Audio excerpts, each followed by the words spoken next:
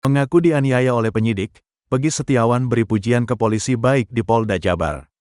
Peggy Setiawan membeberkan kebaikan para polisi selama dirinya berada di tahanan Polda Jabar. Hal itulah yang membuat Peggy Setiawan tidak mau mempermasalahkan penganiayaan yang sempat dialaminya saat diperiksa sebagai tersangka kasus Vina. Peggy Setiawan sempat mengaku dipukul dan kepalanya ditutupi kantong kresek oleh penyidik. Mantan tersangka kasus Vina Cirebon ini bahkan diseret dan diteriaki kata-kata kasar saat ditangkap di Bandung beberapa waktu lalu. Namun ia ikhlas dan memilih memaafkan para anggota polisi yang memperlakukannya seperti itu. Mungkin mereka jengkel karena saya tidak mau ngaku, kata Peggy Setiawan dikutip dari YouTube Diskursus.net, Sabtu, tanggal 13 Juli tahun 2024. Hingga saat ini, Peggy pun masih ingat wajah anggota polisi yang memukulnya. Saya ingat wajahnya tapi saya gak akan bilang, ungkap Peggy Setiawan. Alih-alih membeberkan polisi yang menyiksanya, Peggy Setiawan justru menceritakan kebaikan para polisi di tahanan. Sosok polisi baik yang diacungi jempol oleh Peggy Setiawan adalah Wadir, Direktorat Tahanan dan Barang Bukti. Tahti Polda Jabar, Kompol Agus Mujianto. Agus Mujianto adalah orang pertama yang memberi kabar pada Peggy Setiawan kalau dirinya sudah bebas. Peggy bahkan mendapat ucapan selamat langsung dari Kompol Agus Mujianto. Selama ditahan di Polda Jabar, Peggy Setiawan mengaku cukup akrab dengan para polisi, termasuk sang Wadir Tahti. Kalau beliau saya acungi jempol, Pak. Luar biasa, masih ada polisi baik, kata Peggy Setiawan. Bukan cuma Wadir Tahti, bahkan Dir Tahti Polda Jabar AKBP Hadianur juga datang ke ruangan Peggy Setiawan. Ia datang untuk mengucapkan selamat atas kebebasan Peggy.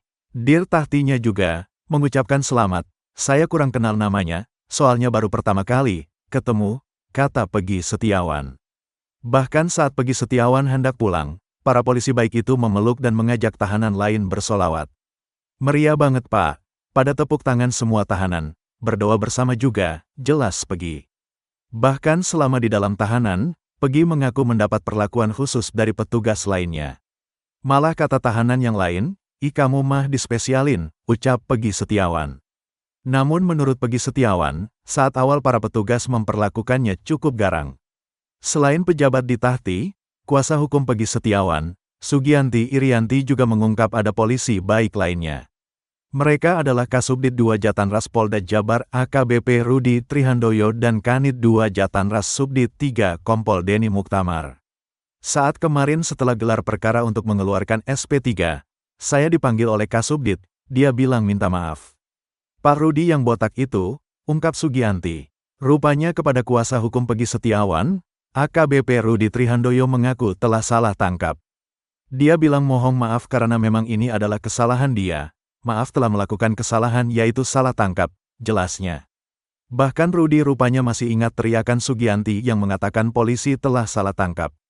Saya masih ingat ibu di lorong ini teriak-teriak, ini salah tangkap, kata Sugianti menirukan ucapan Rudi. Selain Rudi, polisi baik lainnya yakni Kanit 2 Jatanras Subdit 3 Kompol Denny Muktamar. Pada saat setelah putusan, kita salaman, Pak Kanit bilang mohon maaf ya ini salah tangkap. Selesai persidangan, Pak Denny Muktamar, jelas Sugianti lagi. Kota Live, sosok donatur sukses bebaskan Peggy Setiawan, disegani di Tanah Abang. Sosok donatur di balik bebasnya Peggy Setiawan tengah jadi sorotan. Pasalnya, sang donatur punya peran besar lantaran ngotot membela Peggy Setiawan dalam kasus Vina Cirebon. Berkat sang donatur dan kerjasama para pengacara, Peggy Setiawan pun akhirnya dibebaskan berdasarkan putusan sidang pra-peradilan pada tanggal 8 Juli tahun 2024 lalu.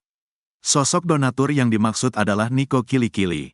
Ini donatur yang paling luar biasa, kalau enggak ada dia, kita tidak masuk, ujar Muhtar Effendi seraya menunjuk Niko Kili-Kili dalam video akun @for.justice11. Untuk diketahui, Niko Kili-Kili adalah salah satu dari banyaknya pengacara yang membela Peggy Setiawan di sidang pra-peradilan beberapa minggu ke belakang. Pasca Peggy dijadikan tersangka dan ditahan, pria bernama asli Nicholas Johan Kili-Kili itulah yang pasang badan seraya memutar otak guna membela kliennya. Jadi garda terdepan membela Peggy, ternyata Niko punya alasan tersendiri. Dalam tayangan Rumpi Trans TV beberapa hari lalu, Niko mengurai alasannya mau membela Peggy Setiawan secara cuma-cuma alias gratis. Ternyata awalnya karena Niko tersentuh dengan permintaan ibunda Peggy Setiawan, Kartini. Jam 12 malam mamanya Peggy telepon saya.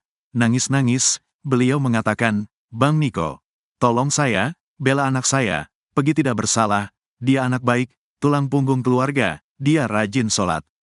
Pada malam itu saya tersentuh, tapi saya tidak langsung bilang iya, ungkap Niko Kili-Kili.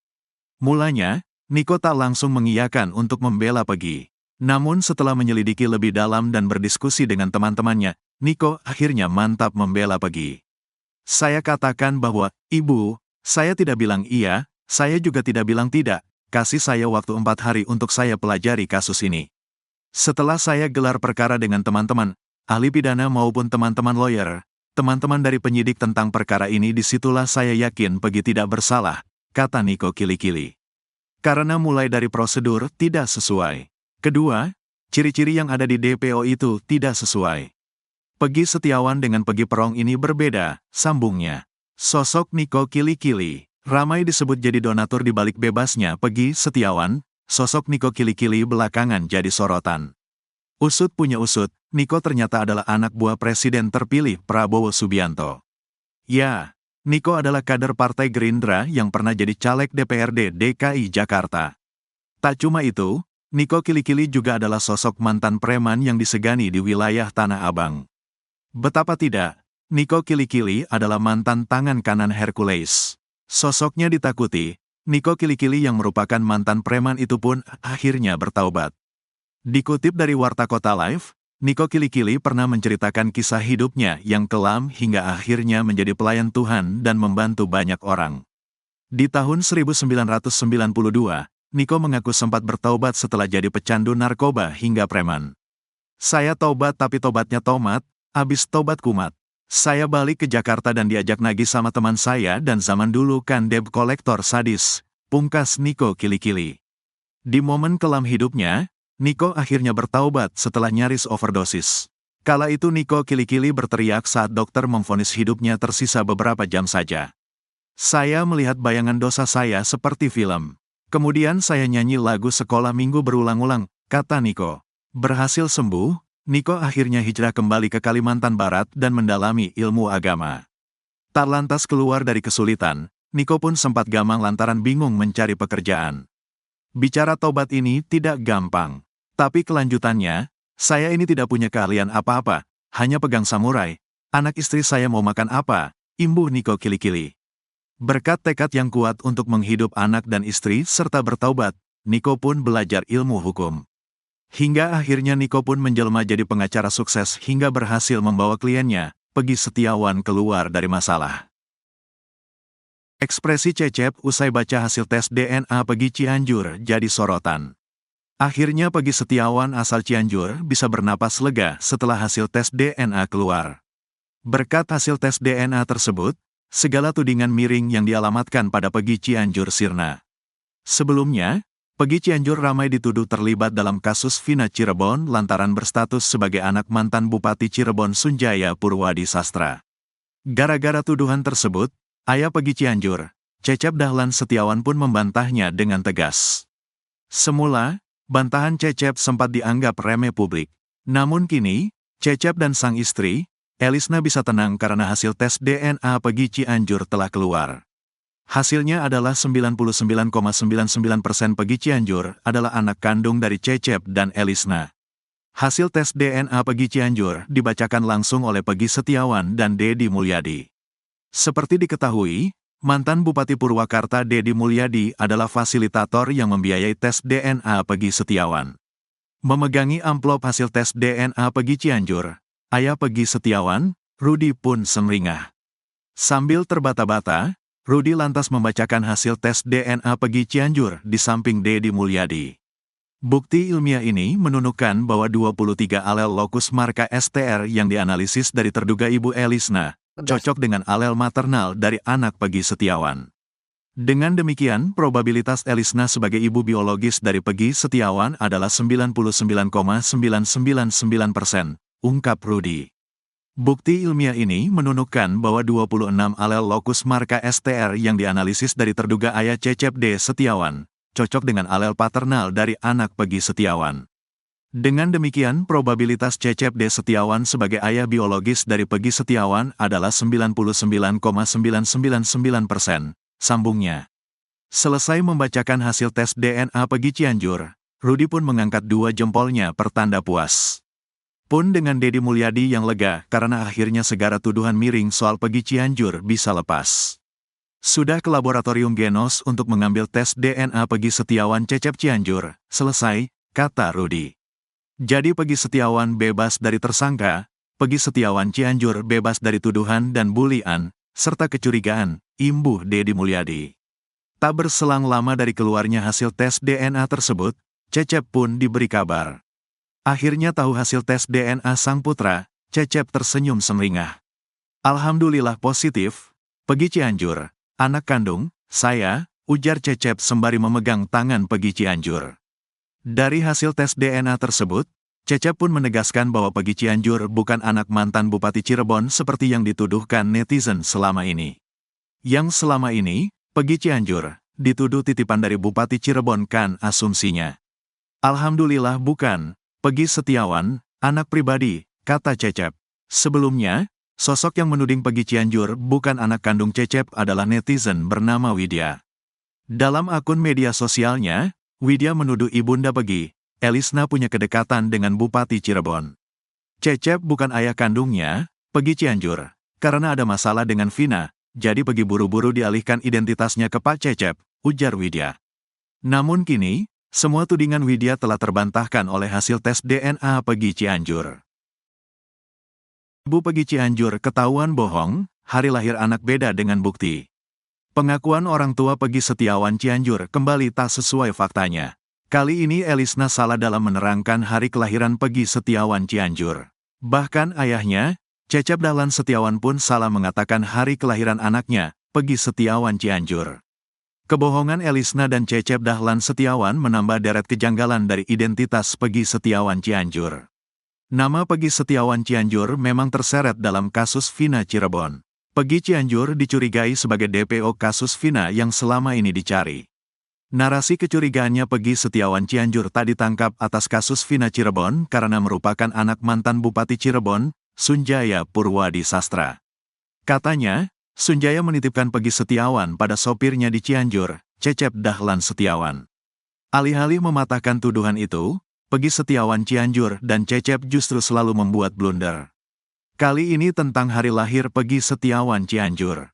Elisna mengatakan Peggy Cianjur lagi pada hari Minggu.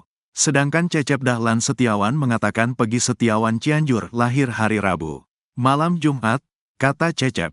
Minggu, timpal Elisna. Elisna menerangkan Peggy Setiawan Cianjur lahir tanggal 19 September tahun 1995 pukul 18 waktu Indonesia Barat. Ingatnya maghribnya, kata Cecep Dahlan Setiawan. Cecep bahkan mengaku bahwa dirinya lah yang menjemput dukun beranak atau paraji. Saya nyari dukun beranak, kata Cecep Dahlan Setiawan. Jika dilihat dari kalender di tahun 1997, hari di tanggal kelahiran tersebut bukan Kamis, apalagi Minggu. Pantauan tribunnews.bogor.com, tanggal 19 September tahun 1997 adalah hari Jumat. Padahal Elisna teramat yakin bahwa Peggy Setiawan Cianjur merupakan anak yang ia kandung sendiri pada usia 17 tahun. Sementara itu soal Elisna, dia mengaku lahir pada tanggal 5 Mei tahun 1980, usianya kini 44 tahun. Elisna bercerita dia menikah dengan Cecep Dahlan Setiawan tahun 1995, saat usianya masih 15 tahun. Dulu mau disuratin tapi gak ditebus karena sudah meninggal yang nikahinnya, katanya. Surat nikahnya suruh ditebus tapi keburu meninggal, tambah Elisna. Kejanggalan juga terdapat pada kartu keluarga Cecep Dahlan Setiawan. Dalam kartu keluarga hanya tertera nama Cecep, Peggy dan Fauzi. Pada kakak tercantum Cecep lahir pada tahun 1979. Namun Cecep Dahlan Setiawan terlanjur mengaku lahir tahun 1977. Ya saya mah lahirnya tahun 77, kata Cecep Dahlan Setiawan. Kini keluarga Peggy Setiawan Cianjur menempuh jalan ilmiah untuk membantah tuduhan soal kasus Vina Cirebon. Deddy Mulyadi memfasilitasi Peggy dan Cecep melakukan tes DNA di Jakarta. Hasilnya Senin dan mereka sudah memberi kuasa kepada saya untuk mengambil hasilnya, kata Deddy Mulyad. Tes DNA dilakukan untuk membuktikan bahwa Peggy Setiawan Cianjur merupakan anak kandung Cecep Dahlan Setiawan dan Elisna, bukan Sunjaya mantan Bupati Cirebon.